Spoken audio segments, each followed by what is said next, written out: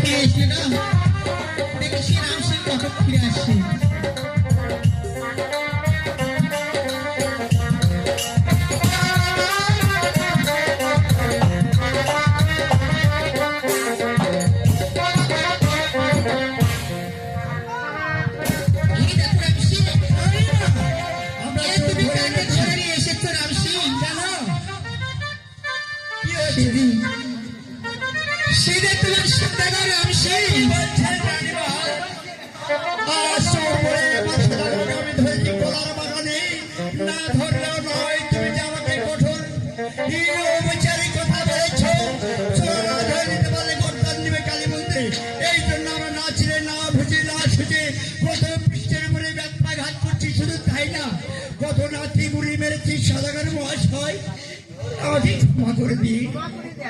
ঠিক আছে রাম সিং, তোমরা তো জানো না বাবা, আমি তোমাদের সদাগর।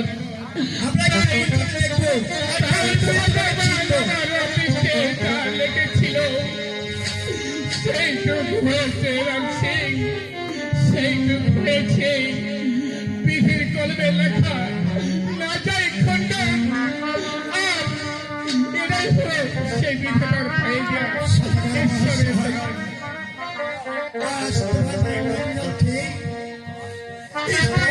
ঈশ্বরের পরিচালনা করেছি রানীমা, সেই পাপের প্রায়শ্চিত্ত আজকে আমাকে এই পাইতে হলো সদাগর মহাশয়। পায়ে পড়ে ক্ষমা করো মরে, কৃপা করে দিলে যাবো আপন তোমরা তো পবিত্র নয় রাম সিং। আমার কর্ম কপাল বিধাতাকে লেগেছিল, সেইটুক আমার হয়েছে রাম সিং, সেইটুক হয়েছে। রাম সিং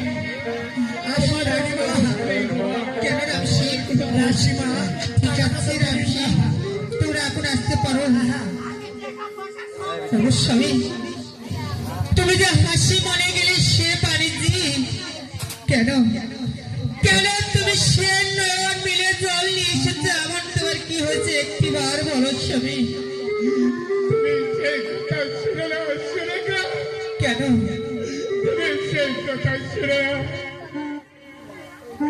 তুমি চললে চাইতে পারবে না, শুনে না কি বলতো স্বামী, চাইতে পারবে না। কেন কেন তুমি বলতে পারবে না?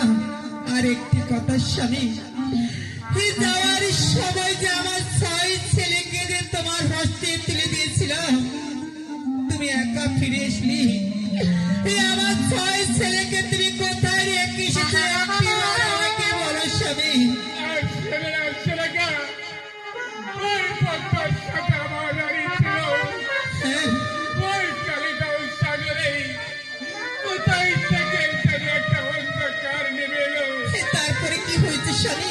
আর সেই অন্ধকারে আমার কালিদাও সাগরে সব হেরে গেল। শুনে না,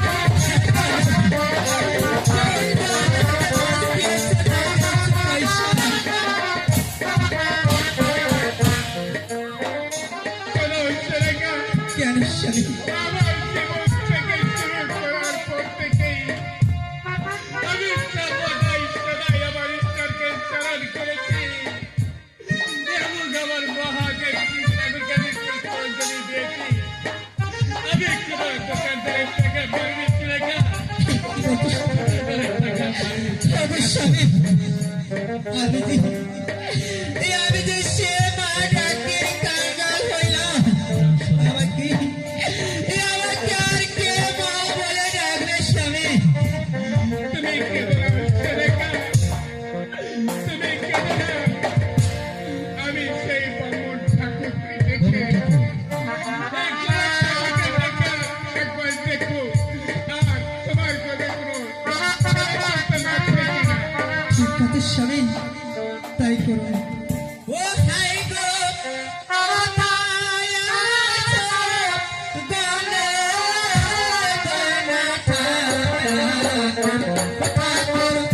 আছো?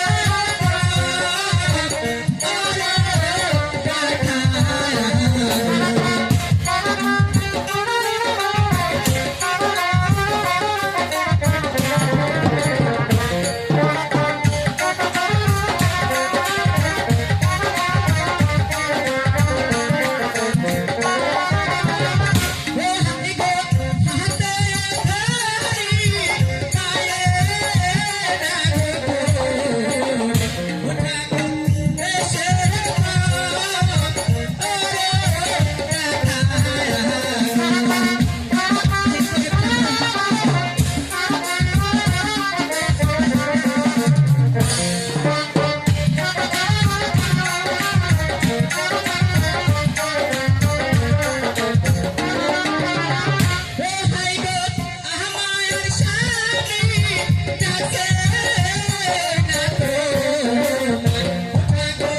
এসো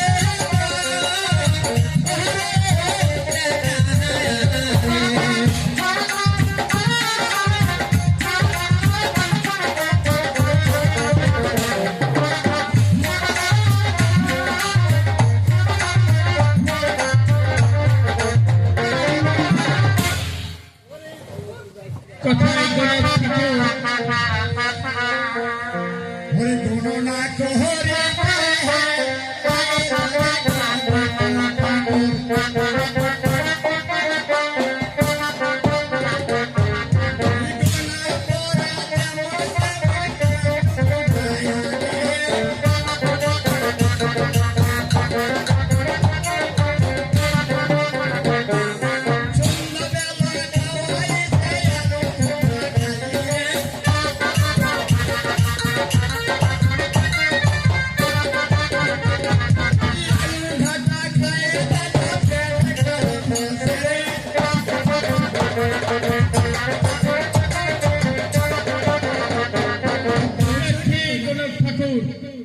সবাই এখানে দেখেছি আমি গান বাজনা করার জন্য তো না। ও আমরা স্বাচ্ছন্দ্য করে বাড়িতে গেলে জাগারি বিচার করেই থাকি।